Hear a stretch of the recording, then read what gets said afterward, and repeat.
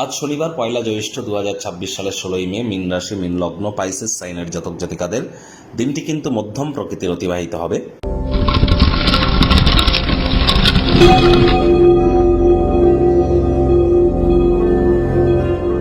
ভিডিওটির শুরুতে স্ক্রিনে আপনারা দেখতে পাচ্ছেন শনি মহারাজের প্রণাম মন্ত্র।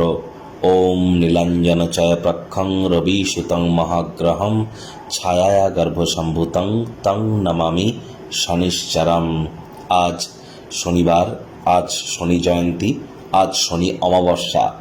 আজ যদি সংখ্যাতত্ত্ববিদ্যা অনুযায়ী দেখেন তাহলে আজকের দিনটির ড্রাইভার নাম্বার কিন্তু 7, আর আজকের দিনটির কন্ডাক্টর নাম্বার কিন্তু 4, অর্থাৎ 16 তারিখ 1-6-7 মানে কেতু, আর 16-5-2026কে যোগ করে দেখুন 4 হবে, তার মানে 4 মানে রাহু।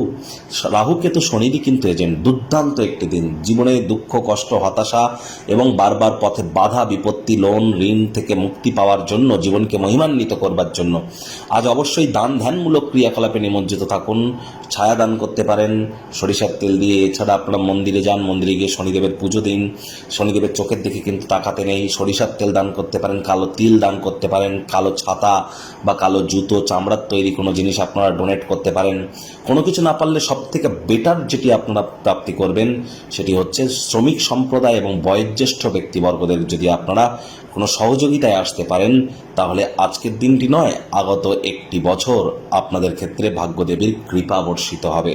ভাগ্যমিটার আজ আপনাদের বলছে 6/10 ভাগ্য আপনাদের অনুকূলেই থাকবে। স্বাস্থ্য, অর্থ, পরিবার এই কয়েকটি ব্যাপারে আপনাদেরকে একটু সাবধানতা সচেতনতা অবলম্বন করে চলতে হবে। কোথায় কি কথা বলছেন, কেন বলছেন, কি জন্য বলছেন, একটু ভাবনা চিন্তা করে বলুন। কথায় আছে বোবার কোনো শত্রু নেই।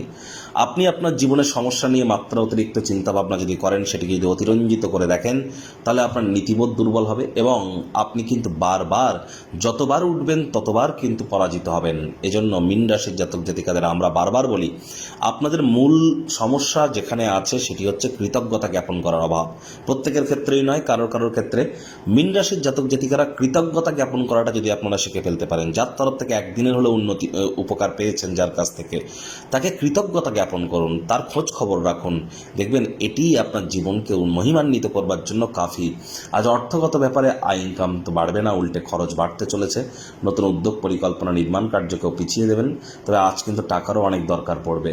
চাকরিজীবীদের অফিসের পরিবেশ এক প্রকার বেশ। বস কলিগদের সাথে ভাব ভালোবাসা বাড়বে।